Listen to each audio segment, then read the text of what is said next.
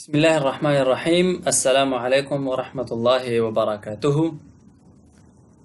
یوسلو دریویوم صفحه مو ویلی و نن یوسلو څلور اویاومه نمبر صفحه کیو او تمرینات دی تدریبات دی. الوحدة الثامنه اتمه وحده اتمه برخه شپږ څلوېښتم نمبر درس یوسلو څلور اویاوم نمبر صفحه. منګه الاصوات ویلیو د حرف الضاد تلفظ و. نن د فهم المسموع دی، هغه څه چې مونږ اورو د هغې باندې پوهه ده. نو التدریب الاول لومړی تمرین دی. استمع الى الحوار، حوار ته غوږ ونیسه. ثم ضع الرقم، بیا دغه نمبر کېږده فی المربع المناسب، په مناسبه مربع کې په مناسبه خانه چې هر یو تاسو ته ښکاري هغې کې نمبر کېږدئ. واحد، یا دلته وګورئ په دې تمرین کې چې دی لیکل شوي، دې تمرین کې کلیة الصیدله د فارمیسي پوهنځی یا د دواسازۍ پوهنځی یا د دوا د تخصص پوهنځی، کلیة الهندسه د انجینرۍ پوهنځی، کلیة التربیه تعلیم و تربیه پوهنځی، او دا خو لرې نه معلوم ده چې پیلوټي ده. نو زه جملې وایم مثلا واحد یعنی یو، هغه چې هر ځای کې مناسب راځي هغه به همالته تاسې کېږدئ. صحیح ده که نه؟ نو دا ما ځان سره په ورقه لیکلي دي. واحد، أين تدرس؟ أدرس في كلية الهندسة. ماذا تدرس؟ أدرس الهندسة. لماذا تدرس الهندسة؟ سأكون مهندسا إن شاء الله. أين چیرته؟ تدرس درس واي. أدرس درس وایم في كلية الهندسة د انجینرۍ په پوهنځي کې. ماذا تدرس؟ څه لولې؟ ادرس الهندسة انجینري لولم. لماذا ولې تدرس الهندسة انجینري لولې؟ سأكون مهندسا زبشم انجینر ان شاء الله. واحد، دا نو وګورئ چې په کومه خانه کې راځي. اثنان، اوس ګورو دا یو ما ویل چې واحد تاسې یا په دې خانه کې کېږدئ که د عکس سره یو شوي، په دې خانه کې یو کېږدئ که د دې عکس سره یو شوي، چې هرې خانې کې ږدئ البته باید مناسبه وي. اثنان، أين تدرس؟ أدرس في كلية الطيران. ماذا تدرس؟ أدرس الطيران. لماذا تدرس الطيران؟ سأكون طيارا إن شاء الله. أين چیرته؟ تدرس درس واي. أدرس درس وایم في كلية الطيران د پیلوټۍ په پوهنځي کې. ماذا تدرس؟ څه لولې؟ أدرس الطيران. زه څه شی لولمه؟ پیلوټي لولم. لماذا تدرس الطيران؟ تولي پیلوټي لولې. سأكون طيارا إن شاء الله. سأكون زبشم طيارا بيلوت إن شاء الله. ثلاثة، أين تدرس؟ أدرس في كلية التربية. ماذا تدرس؟ أدرس التربية. لماذا تدرس التربية؟ سأكون مدرسا إن شاء الله. أين تدرس؟ چیرته درس واي؟ أدرس درس وایم في كلية التربية تربية و تعلیم پوهنځي کې.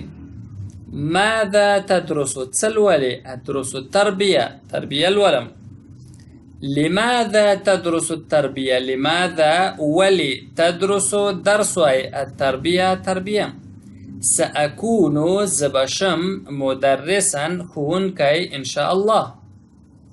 دا دریم وګورئ چې کوم عکس سره اړخ لګوي.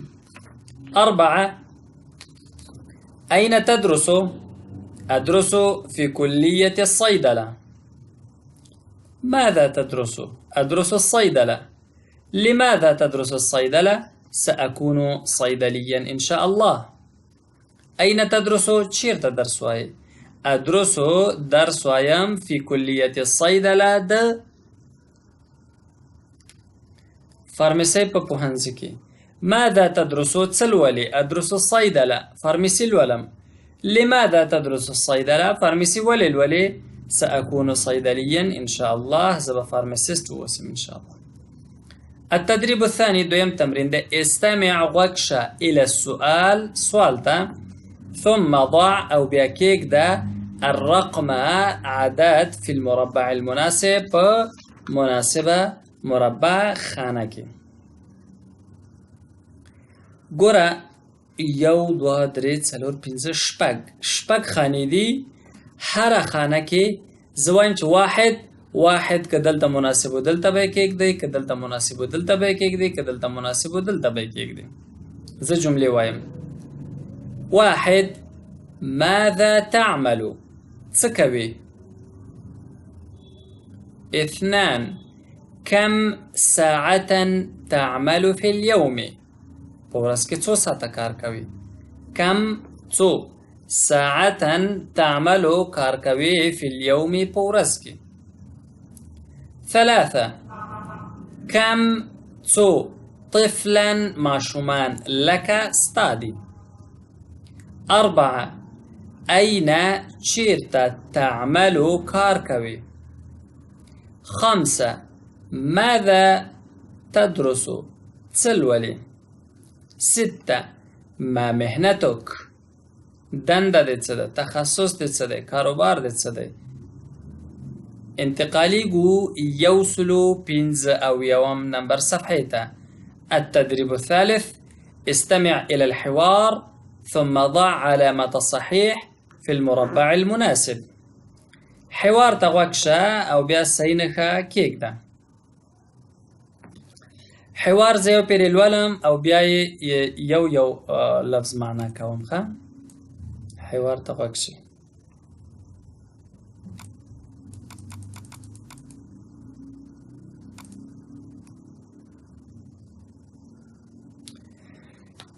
درس طارق الطب في كلية الطب. هو الآن طبيب. درست زوجة طارق الصيدلية في كلية الصيدلة. يعمل طارق في المستشفى ويحب عمله. يذهب طارق إلى المستشفى في الصباح ويعمل 7 ساعات في اليوم. زوجة طارق الآن صيدلية. تعمل زوجة طارق في المستشفى. تعمل زوجة طارق 5 ساعات. همدومره نور څه نه و. نور بل تمرین دی. نو اوس زه دا معنا کوم او بیا تاسو دلته چې دی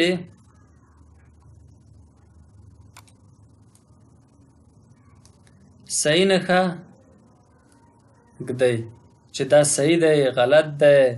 کوم یو چې صحیح وي هغه ته بیا که تاسې کوئ یو پیره ولولئ د غوږ شئ ورته وبښئ بیا هم ورته غوږ شئ بیا د هغې جریان کې به تاسو دلته صحیح او غلط نښه ږدئ. درس طارق درس ولوسته الطب طب في كلية الطب د طب په پوهنځي کې. هو الآن هغه اوس دی طبيب ډاکټر. دراست درس ویلې دراسه د نارینه لپاره راځي. دراست د ښځینه لپاره راځي. زوجة طارق زوجة ښځه طارق د طارق الصیدلیه فارمیسي یا دواسازي دوایانو دواخانو هغه چې فی په کلیة الصیدله د فارمیسي په پوهنځي کې. یعملو کار کوي طارق فی المستشفى په هسپتال کې په په شفاخانه کې. دواخانه او شفاخانه تقریبا فيو غدي كنا ويحب عمله أو خوخوي من لريخ بالكار سرا يذهب طارق زي إلى المستشفى شفاخانيتا في الصباح بسحركي ويعمل أو كاركوي 7 ساعات وساتا في اليوم بورسكي زوجة طارق لطارق خزا الآن أوس صيدلية فارمسستا تعمل زوجة طارق لطارق خزا كاركوي كلا چنارينا كاركوي ويو يعملو كلا خزينة كاركوي ويو تعمل زوجة طارق د طارق خزا کار کوي في المستشفى په شفاخانه کې تعمل زوجة طارق د طارق خزا کار کوي 5 ساعات 5 ساعته وسو ګورئ دلته زه یو مثال درکوم کلیة الصیدله صحیح صحیح دی کلیة التربیه غلط ولی غلط ځکه په ټول هغه کې بیخي چرته راغلی دی چې تربیه پوهنځی چیرته لوستی دی نو دا همدا شان دغه نور به هم تاسو دلته وګورئ 5 ساعت 7 ساعت دا ذکر شو کنه چیرته چې 15 ساعت وي 6 ساعت وي چک مارکو غلط نه ښه ورته صحیح کې التدريب الرابع څلورم تمرین یو سل 15 نمبر صفحه د نن ورځې اخرنی تمرین دی دام حلو بیا اکتفا کو استمع الى الجمل جمله تغواکشه ثم اجب باختيار الكلمه المناسبه زه جمله وایم هغه کې یو فراغ پرېدم خالی ځای پرېدم خالی ځای کې چې کوم مناسب راځي دا یو مثال زه حلوم اولینی نور به تاسې حل کې زه 15 جملې وایم او تاسې هم یې دې لکه وایم چې واحد نو دې کې بیا تاسې یوه خوښوئ واحد درس طارق في كلية تاسې مخکې جمله واورېدله چې شو که نه في كلية خانه خالي الطب راځي ځکه انجینري نه ولوستې پیلوټي نه ولوستې طب یې لوستی او بیا ډاکټر شوی که نه 2 درست زوجة طارق في كلية د طارق ښځې ولوسته په کوم پوهنځي کې لږ مخکې ما تاسو ته پاراګراف و متن ولوسته هغې متن نه یې خوښ کړي